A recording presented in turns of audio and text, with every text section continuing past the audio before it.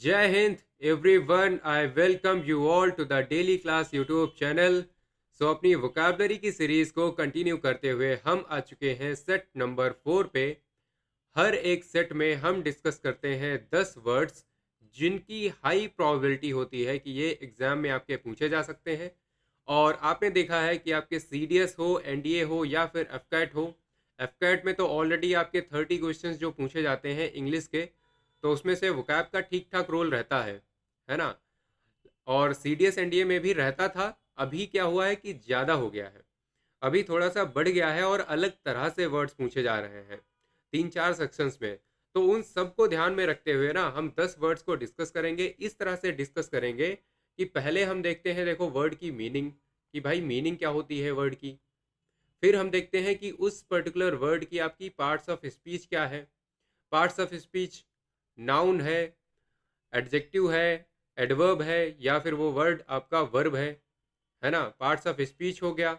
उसके बाद हम देखते हैं सिनोनिम्स आपके जो हो सकते हैं पॉसिबल 2-3, और फिर देखते हैं एंटोनियम्स। इसमें से मैंने एंटोनियम्स भी ऐड करने शुरू कर दिए हैं।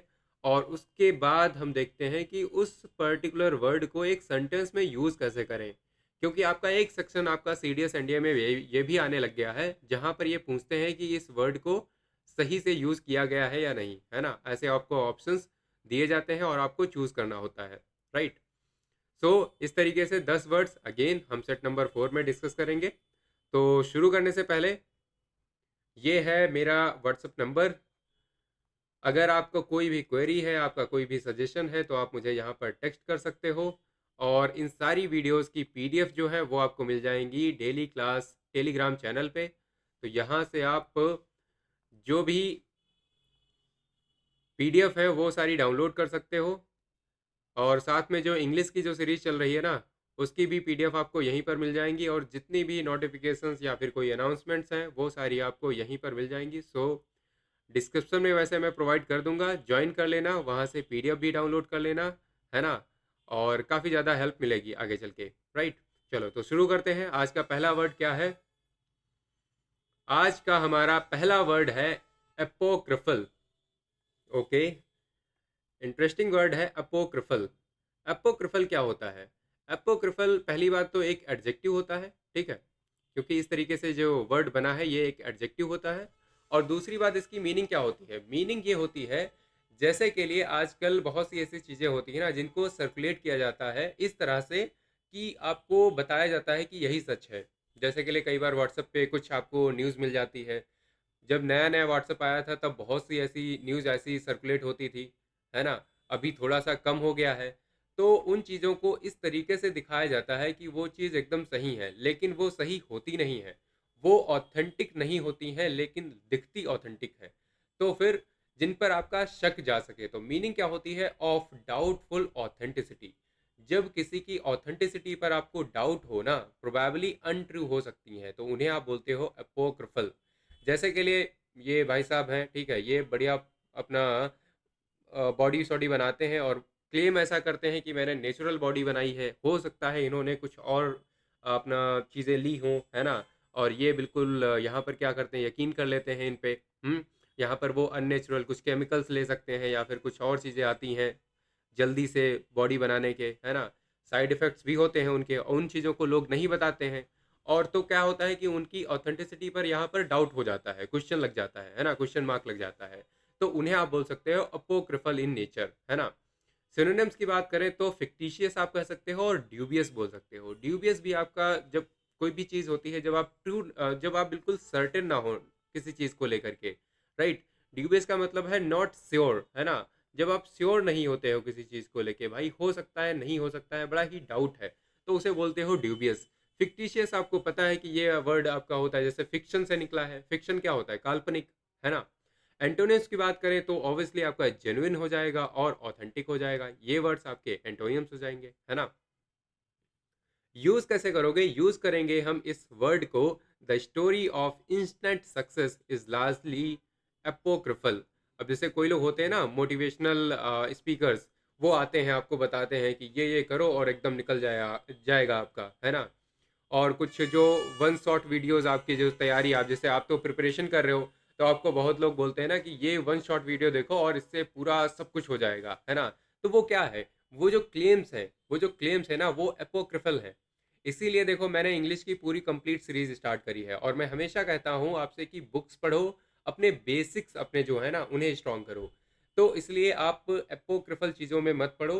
क्या करना है? ऑथेंटिक चीज़ों के पीछे जाना है, जेन्युइन चीज़ों के पीछे जाना है ना? तो ये था आपका पहला word, apocryphal, that is an adjective. Next word आपका क्या है? नेक्स्ट वर्ड आपका है एक्सक्रिबल। इसको बोलते हैं एक्सक्रिबल। पेन चेंज करता हूँ। हाँ, एक्सक्रिबल है ना, ये आपका होता है एक एडजेक्टिव। ये होता है एक एडजेक्टिव। मीनिंग क्या होती है? एक्सट्रीमली बैड और अनप्लीजेंट। जब कोई चीज़ बहुत ही गंदी हो, है ना, इसके लिए आप वर्ड बोल सकते हो। जैसे कई बार घिनौना लोग बोलते हैं ना कि मतलब बड़ा ही बहुत ही गंदा सा। हम्म, तो उसे आप बोल सकते हो एक्सट्रीमली बैड और अनप्लेजेंट। सिनोनिम्स आप बोल सकते हो एट्रोसियस और अबोमिनेबल। अबोमिनेबल भी होता है वेरी बैड और अनप्लीजेंट, है ना। तो ये आपके सिनोनिम्स होते हैं। एंटोनिम्स की बात करें तो एक्सलेंट हो जाएगा, है ना, एडमायरेबल हो जाएगा, जिसकी आप तारीफ करो। अब कोई भी चीज़ अगर एक्सक्रेबल है तो उसकी तारीफ तो नहीं करेंगे, उससे तो लोग दूर भागेंगे, बिकॉज दैट इज बैड और अनप्लेजेंट, है ना। और यहाँ पर कोई चीज़ एक्सलेंट होगी, एडमायरेबल होगी, है ना, ये आपके एंटोनियम्स हो जाते हैं। यूज कैसे करेंगे? The service at the restaurant was execrable. अब कई बार होता है कुछ रेस्टोरेंट में आप सोच के जाते हो भैया बढ़िया रेटिंग है, सब कुछ बढ़िया है, चलो चलते हैं देखते हैं, लेकिन वो पहली बात तो बहुत देर बिठाए रखते हैं, फिर बाद में लेके आते हैं खाना पीना, वो भी अच्छा नहीं है ना। तो आप क्या बोलते हो कि एक्सक्रेबल था, वेरी बैड था, अनप्लेजेंट था, मज़ा नहीं आया, कतई मज़ा नहीं आया, गुस्सा और आ गई, है ना। तो उसे आप बोल सकते हो execrable, that is an adjective. Next word आपका क्या है? ट्रेंचेंट। ट्रेंचेंट, अब यहाँ पर मैंने चाकू बना रखा है तो इससे ये मत समझना कि ये चाकू होता है। ट्रेंचेंट आपका पहली बात तो एक एडजेक्टिव होता है। मीनिंग क्या होती है? मीनिंग ये होती है कई बार आप जब एक्सप्रेस करते हो ना चीज़ों को अपनी, आपने अगर शार्प तरीके से एक्सप्रेस किया है, अपने आप को फोर्सफुल तरीके से एक्सप्रेस किया है, तो आप बोलते हैं कि ट्रेंचेंट एक्सप्रेशन था। वो क्या होता है? ट्रेंचेंट, है ना, sharp and forceful in expression. Incisive आप बोल सकते हो, इंसाइसिव। अब इंसाइसिव देखो शार्प से रिलेटेड है, ठीक है, इसी चाकू से रिलेटेड एक वर्ड होता है। और या फिर कटिंग बोल सकते हैं, है ना। एंटोनिम्स क्या होंगे? माइल्ड होगा, हल्का फुल्का, वेग होगा। अब वेग क्या होगा? ऑब्सक्योर जिसे आप बोलते हो। कोई चीज़ जब क्लियर नहीं है, आपने एक बात कही और वो चीज़ क्लियर ही नहीं है, लोगों को डाउट हो गया कि भाई कहना क्या चाहते हो, है ना। अब लोग सोच रहे हैं कि भाई ये कहना क्या चाहता है। अब किसी ने ट्रेंचेंट तरीके से बोला तो बिल्कुल वो समझ गए भाई हाँ इसका पॉइंट जो है ना वो एकदम क्लियर है ना, वो एकदम क्लियर है। जैसे आप एसएसबी में जाओगे तो वहां भी आपको क्या करना पड़ेगा? ट्रेंचेंट तरीके से आपको रखनी पड़ेगी अपनी जीडी वगैरह में, शार्प एंड फोर्सफुल, है ना। सो यहाँ पर हम देखें आपका यूज कैसे करोगे? Her trenchant criticism silenced the panel. अब उसने क्रिटिसाइज करा पैनल को, मान लिया, ठीक है, पैनल यहाँ पे एक बैठा हुआ था, मान लिया बहुत सारे लोग बैठे हुए थे। एक पैनल बैठा हुआ था, एक कमिटी बैठी होगी। तो वहां पर क्या करा उसने? वो खड़ी हुई और उसने इस तरीके से क्रिटिसाइज करा, फैक्ट्स रखे होंगे, फिगर्स रखे होंगे, है ना, इंफॉर्मेशन दी होगी करेक्ट वाली। तो क्या करेंगे लोग? चुप ही हो जाएंगे, है ना, उसके बाद उनके पास कुछ कहने को बचेगा ही नहीं। तो कह सकते हैं her trenchant criticism silenced the panel, है ना। ट्रेंचेंट आपका वर्ड क्या होता है? एडजेक्टिव। नेक्स्ट क्या है? सुपाइन। ओके, नेक्स्ट वर्ड आपका है सुपाइन। सुपाइन आपका भी एडजेक्टिव होता है। सुपाइन भी आपका एडजेक्टिव होता है। मीनिंग क्या होती है? सुपाइन क्या होता है? देखो आपकी एक जो एक पोजीशन होती है लेटने की, उससे बना है ये वर्ड। कई बार जब लोग इस तरह से लेटते हैं, ये भी करेक्ट पोजीशन नहीं, जब पूरी तरह से अपना सर ऊपर की तरफ रखते हैं, ठीक है, और एकदम हाथ फैला दिए, ठीक है, अब एकदम एनर्जी जैसे खत्म सी है उस तरीके से पड़े हुए हैं। सो लैकिंग एनर्जी और इनिशिएटिव आप बोलते हो सुपाइन। इनर्ट आप कह सकते हो, इनर्ट गैसेस होती हैं जो इनएक्टिव रहती हैं, उनका कोई काम ही नहीं है, क्यों एग्जिस्ट कर रही, किसी से रिएक्शन नहीं करना, कुछ नहीं करना, चुपचाप बैठी हुई हैं, है ना। तो इनर्ट आप बोल सकते हो, या फिर लेथार्जिक बोल सकते हो, एकदम आलसी। तो आपका सुपाइन वर्ड जो है, जो ये है, ये आलसी पना से रिलेटेड है। जो आलसी होते हैं ना लोग, उन्हें आप बोल सकते हो सुपाइन। एंटोनियम्स ऑब्वियसली आप बोलोगे एक्टिव या फिर energetic. Someone who is energetic, that is opposite of supine, है ना। यूज कैसे करेंगे? The supine response worsened the crisis. अब वहां पर पहले से कोई क्राइसिस हो रखा था, अब यहाँ पर क्या क्या हुआ कि सुपाइन रिस्पॉन्स दिया गया, काफी आलसी, काफी इनर्ट या लिथार्जिक। कई बार होता है ना कि बिकॉज ऑफ रेड टेपिज्म क्या होता है कि आपका क्या होता है, कई बार जो आपके जो मेजर्स लिए जाते हैं, जो रिस्पॉन्सेस गवर्नमेंट्स लेती हैं या ब्यूरोक्रेट्स लेते हैं, काफ़ी स्लो इन नेचर होते हैं। इतना स्लो होते हैं, एकदम लगता है कि यार ये क्यों कर रहे हैं ये काम, है ना? क्राइसिस ऑलरेडी हो रखा है, लेकिन वहाँ पर मान लिया ह्यूमैनिटेरियन एड पहुँचानी है या कोई काम करना है, तो उन चीज़ों को में बड़ा ही लेट चलता है मामला, है ना? तो आप बोल सकते हो सुपाइन रिस्पॉन्स। और सुपाइन आपका एक एडजेक्टिव होता है। अगेन आपका एक एडजेक्टिव है, क्या है? लोथसम। लोथसम, लोथसम एक एडजेक्टिव होता है। मीनिंग क्या होती है? Causing intense disgust.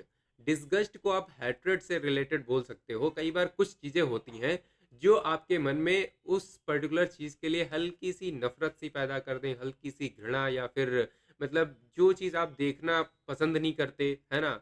कतई आपको वो चीज़ पसंद नहीं है, तो आप बोल सकते हो कि लोथसम है, ये चीज़ लोथसम है। मतलब ऐसा नहीं कि अब बस डिसलाइक करते हो, डिसलाइक से आगे बढ़ के, जब डिसलाइक भी मतलब एक अलग लेवल की हो जाती है ना, डिसलाइक की जो डिग्री हो है ना वो बढ़ जाती है, तब आप बोल सकते हो समथिंग हैज़ बिकम लोथसम। हम्म और सिनोनिम्स की बात करें तो रिपल्सिव वो चीज़ हो जाती है। रिपल्सिव क्या होता है? जब किसी चीज़ से कोई चीज़ दूर भागती है ना? जब एक यहाँ पर चीज़ है, उससे ये चीज़ दूर भाग रही है, जब दूर भागेगी उसे ही तो बोलेंगे रिपल्सिव। या फिर डिटेस्टेबल कहते हैं। डिटेस्टेबल भी वही होता है कि something which is worthy of hate और हैट्रेड, है ना?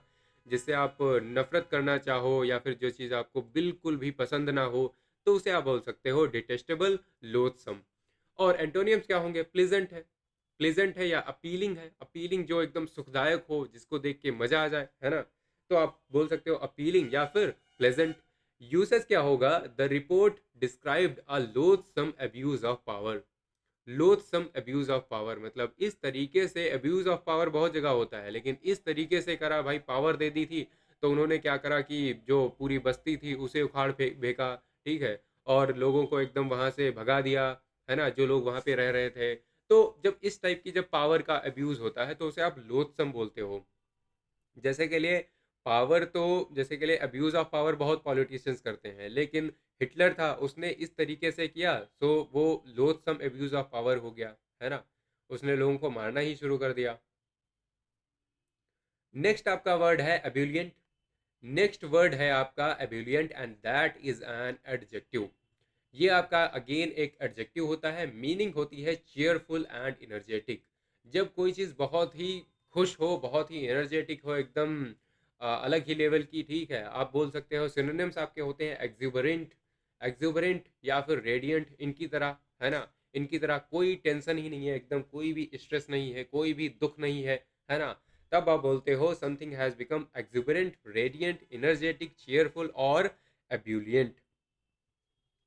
सिनोनिम्स और एंटोनियम्स की बात करें तो फिर आप बोल सकते हो ग्लूमी या फिर मोरोज। ग्लूमी या फिर मोरोज, एकदम जब एकदम दुखी सा, एकदम जैसे कहते हैं ना, कई बार लोग डेड फेस लेके घूमते हैं, है ना, एकदम खत्म सा, तो उसे बोल सकते हो आप ये मोरोज। यूज कैसे करेंगे? Her ebullient personality lifted the entire room, है ना? लिफ्टेड द इंटायर रूम, वही वाली बात बोलते हैं ना, कई बार घर में आपकी मम्मी बोलती हैं या कई लोग बोलते हैं कि उसने तो भाई एकदम अब जो पूरा घर था वो सर पे उठा लिया, है ना? मतलब, तो हालांकि कोई बहुत ज़्यादा रोता है तो उसके लिए भी बोलते हैं या फिर इसके लिए भी बोलते हैं, है ना? लिफ्टेड द इंटायर रूम, ये थोड़ा सा कहने वाली बात हो गई, है ना? इडियोमेटिक फ्रेज हो गया। सो एबिलियंट पर्सनैलिटी, कुछ लोगों की होती है ना एकदम charming personality, exuberant, radiant personality, एकदम चीयरफुल, जब मिलते हैं आपसे तो अलग ही एनर्जी के साथ मिलते हैं, एकदम मजा आ जाता है उनके साथ बात करके, है ना? तो उन्हें बोल सकते हैं एबिलियंट। हमेशा खुश रहने वाले, चीयरफुल एकदम। अगेन आपका एडजेक्टिव है एक डिफिडेंट। अब डिफिडेंट वर्ड जो है ये काफ़ी इजी वर्ड है, ये भी आपका एक एडजेक्टिव होता है। मतलब ये होता है आपका कॉन्फिडेंट जो होता है ना, उसका एंटोनियम होता है, कॉन्फिडेंट का एंटोनियम होता है डिफिडेंट। तो लैकिंग कॉन्फिडेंस, जो कॉन्फिडेंस लैक करे इनकी तरह, तो उन्हें बोल सकते हो आप डिफिडेंट। सिनोनिम्स हो सकते हैं टिमिड और शाई, टिमिड और शाई, है ना। यूज कैसे करेंगे, he gave a different response, diffident response during the interview. अब इंटरव्यू के टाइम पर कोई डिफिडेंट रिस्पॉन्स दे रहा है, इसका मतलब क्या होगा, वो काफ़ी डरा डरा सा रिस्पॉन्स दे रहा है, ऐसे रिस्पॉन्स दे रहा है जैसे कि एकदम पसीने में तर हो गया है ना, एकदम डरा डरा सा। तो उसे आप बोल सकते हो कि डिफिडेंट हो रहा है ना। नेक्स्ट, नेक्स्ट वर्ड है आपका prosaic. Okay, so the word is prosaic. Prosaic आपका एक एडजेक्टिव होता है। वंस अगेन, मीनिंग क्या होती है, dull and ordinary, something which is dull and ordinary, काफ़ी साधारण सा है, काफ़ी डल सा है, एकदम मतलब लैकिंग एनर्जी, एनर्जी एकदम है ही नहीं, तो उसे आप बोल सकते हो प्रोजेक्ट। जैसे ये सुबह सुबह उठे हैं तो इस तरीके से चल रहे हैं, और ये देखो ये भी एकदम डल सी चल रही हैं, है ना। मंडेन आप कर सकते हो, काफ़ी बोरियत से भरा हुआ। अनइमेजिनेटिव, अनइमेजिनेटिव है, इमेजिनेटिव होगा तो वो काफ़ी ज़्यादा मतलब एनर्जी होगी उसके अंदर, कुछ ना कुछ वहाँ पर आपकी सेल्स जो हैं, ब्रेन सेल्स, वो काम कर रही होंगी, है ना। और एंटोनियम्स की बात कर सकते हो, पोएटिक, इंटरेस्टिंग हो गया ना, पोएटिक थोड़ा इंटरेस्टिंग होगा, इमेजिनेटिव आपका थोड़ा सा इंटरेस्टिंग हो गया। हम्म। यूज कैसे कर सकते हैं, the speech was accurate but painfully project, मतलब एक्यूरेट थी स्पीच, अब किसी ने आके दी, अच्छी स्पीच दी है, फैक्ट्स एंड फिगर्स रखे हैं, इंफॉर्मेशन दी है, और कुछ भी गलत नहीं था, सब कुछ बढ़िया था, लेकिन थोड़ी सी डल थी, है ना। एक्जुबरेंस नहीं थी, है ना, एक्जुबरेंस नहीं थी, चीयरफुलनेस नहीं थी उस तरीके की, है ना, पोएटिक नहीं थी, अन इमेजिनेटिव नहीं थी, तो फिर वो उतना मजा नहीं आया, है ना। तो आप प्रोजेक बोल अगर बोलते हो, प्रोजेक का मतलब होता है डल एंड ऑर्डिनरी, काफी साधारण सा, सिंपल सा। नेक्स्ट वर्ड है हमारा inveterate. Okay, the word is inveterate. Inveterate आपका एक एडजेक्टिव होता है, और मीनिंग होती है long established habit, long established habit होती है ना, उसे आप बोलते हो इनवेटरेट। सिनोनिम्स होते हैं क्रॉनिक और हैबिचुअल, क्रॉनिक और हैबिचुअल। मतलब क्या होता है कि आपकी कुछ हैबिट्स ऐसी होती हैं ना, जो कि इस तरीके से फॉर्म हो जाती हैं, इस तरीके से बन जाती हैं कि आप डेली वही काम करते हो, है ना। जब डेली वाली कुछ ऐसी हैबिट्स हो जाती हैं तो उन्हें आप देखो, क्रोनिक डिजीज से होगा। क्रोनिक डिजीज क्या होता है, ऐसी डिजीज जो हमेशा के लिए, जिंदगी भर के लिए आ जाए, है ना, उसे आप क्रोनिक बोलते हो। हैबिचुअल क्या होता है, हैबिचुअल वही होता है ना जो आदतन हो, एकदम आदत उसकी लग चुकी है। तो उसी तरीके से आपका इनवेटरेट होता है, ऐसी एक चीज जो कि एकदम अंदर तक समाहित हो चुकी है, अंदर एकदम घुस गई है आपके, है ना। अब उसे निकालना मुश्किल है। जैसे के लिए यूज करेंगे, he is an inveterate critic of the system. अब कुछ लोग देखो होते हैं ना, वो हर बात में वो सिस्टम को क्रिटिसाइज करते हैं। अब वो चीज़ ना, वो इनवेटरेट क्रिटिक बन जाते हैं, वो मतलब उनकी एक आदत सी बन गई है, उनकी पर्सनालिटी भी इस तरीके से बन गई है, पर्सनालिटी ही इस तरीके से बन गई है कि वो इनवेटरेट क्रिटिक बन जाते हैं सिस्टम के, है ना। एंटोनिम्स की बात करें तो ओकेजनल हो गया या टेम्पररी हो गया, आया चला गया, टेम्पररी, फ्लीटिंग है ना, एफिमेरल है। हाँ, लेकिन ये क्या है, इन्वेटरेट है, हमेशा के लिए एकदम बना हुआ है, लॉन्ग स्टैब्लिश्ड हैबिट हो गई है ना। नेक्स्ट आपका word, that is the last word, क्या है, डेरिवेटिव। डेरिवेटिव क्या होता है, डेरिवेटिव आपका अगेन एक एडजेक्टिव होता है। आज सारे 10 वर्ड्स एडजेक्टिव ही थे, है ना। सो डेरिवेटिव भी आपका एक एडजेक्टिव होता है। मीनिंग क्या होता है, अब डेरिवेटिव आप जो डिराइव करो, डिराइव कहाँ से करोगे, कोई एक ओरिजिनल चीज़ होगी, है ना। जैसे ये भाई साहब अपना योगा कर रहे हैं, अब ये कई बार होता है, आप योगा कर रहे हो, एक्सरसाइज कर रहे हो, कुछ भी कर रहे हो ना, छोटे बच्चे जो आपके घर में होते हैं, ठीक है, वो आके आपके साथ क्या करने लगते हैं, उसी तरीके से आपको इमिटेट करने लगते हैं। इमिटेट मतलब क्या होता है, इमिटेटिव अगर कहो तो नकलची, है ना। थोड़ा सा नकल करने लगते हैं आपकी, आप जो कर रहे होगे उसी तरीके से करने लग जाएंगे, है ना। सो फिर तो आप बोल सकते हो अन इमिटेटिव या फिर अन ओरिजिनल। अब वो चीज़ ओरिजिनल थोड़ी है ना, वो तो नकल कर रहा है, कॉपी कर रहा है ना। A form of something, specially a word. अब ये डेरिवेटिव के लिए हम कई बार ये वर्ड्स के लिए यूज करते हैं, क्योंकि वर्ड्स आपके डिराइव किए जाते हैं, है ना। वर्ड्स आपके डिराइव किए जाते हैं। जैसे के लिए मैं अगर बोलूँ कि अल्टरेशन, है ना, अगर मैं वर्ड लूँ अल्टरेशन, तो अल्टरेशन आपका कहाँ से बना है, अल्टरेशन आपका अल्टर से बना है, तो ये आपका एक डेरिवेटिव हो गया ना, है ना। अल्टर मीन्स होता है चेंज करना, अल्टरेशन मतलब होता है कोई बदलाव, है ना, बहुत बड़ा चेंज, है ना। तो ये आपका डेरिवेटिव हो गया एक टाइप का।